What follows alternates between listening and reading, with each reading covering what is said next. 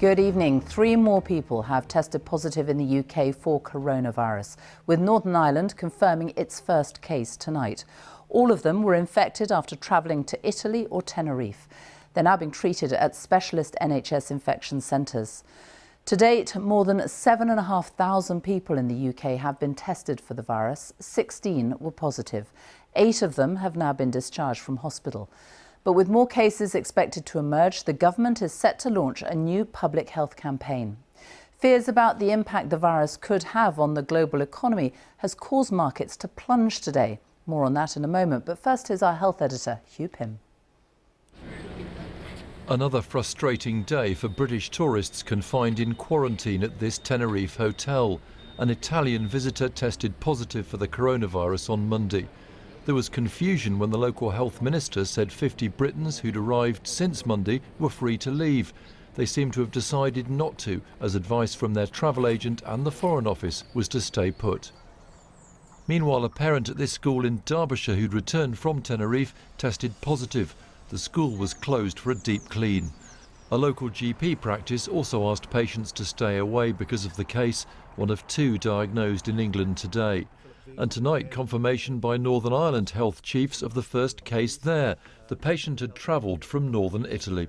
Public health staff here are now working rapidly to identify any contacts the patient has had with the aim of preventing further spread. All of that has further fuelled public interest in the virus and getting tested. The NHS is expanding the options, including this drive-through facility. We were given the first look at how it works.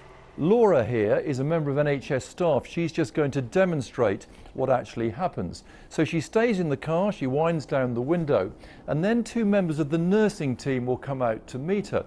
One of them has got the full protective equipment on. Her colleague stands back at a safer distance. Erica, the senior nurse, shows information about the procedure Tilt your head back for me, Laura. and then carries out nasal and throat swabs. They're sent off for testing. People are referred here by NHS 111 if they don't have symptoms but need to self-isolate. They get through 12 tests a day. The aim is to roll out facilities like this across the country. One key question: how to protect yourself. The message from health leaders is that masks don't necessarily help much.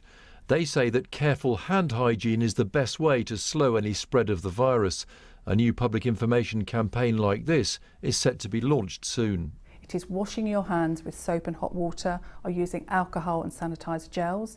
If you want to sneeze or cough, use a tissue and then bin it.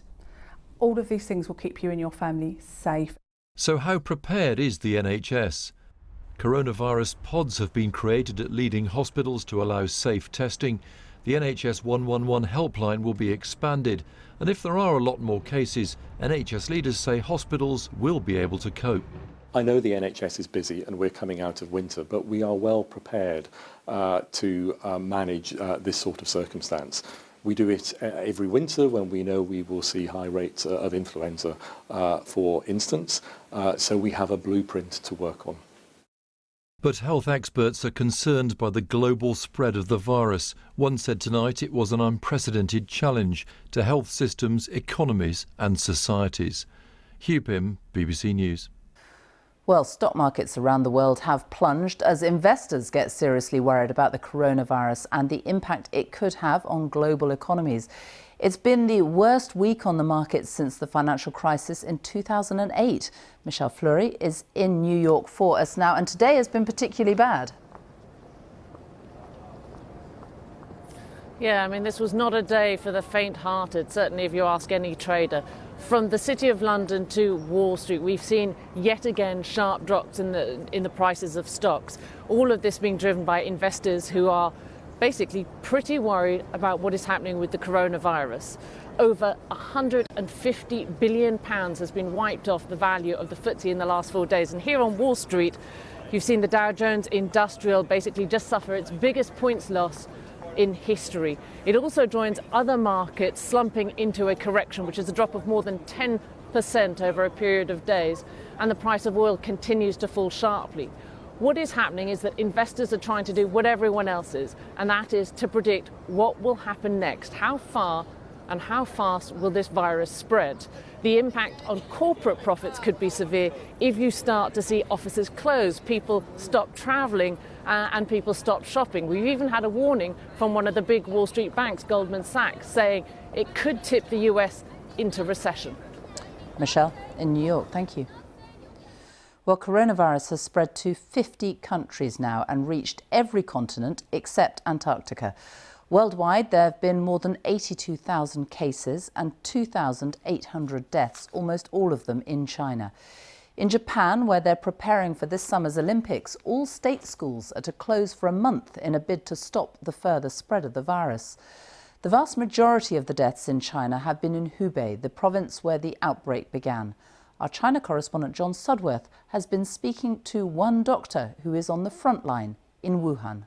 At the end of a tough shift fighting the virus, a doctor steps out onto the streets of a deserted city. Wuhan is still in total lockdown.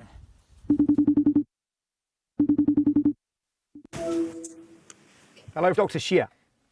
Hey. How are you? In an officially approved interview with Dr. Xie Jiang, as well as in videos provided to us, the BBC has been given rare access to a man on the front line of a war, which he says is being won. I came to Wuhan 1 month ago. Patients were pouring into the hospital like a tide, and we do not have enough beds available for everyone. I think things are holding up better right now.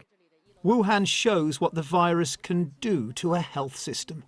The thousands of extra beds have begun to make a difference, but there are still major challenges. I'm not satisfactory with those mortality. I still think mortality is really too high. For patients with severe symptoms, the mortality is even higher than SARS. That's the thing we should address right now. This is Dr. Xie dealing with one of those severe cases among thousands in Wuhan. No city in the world, he says, would have enough specialist equipment to cope.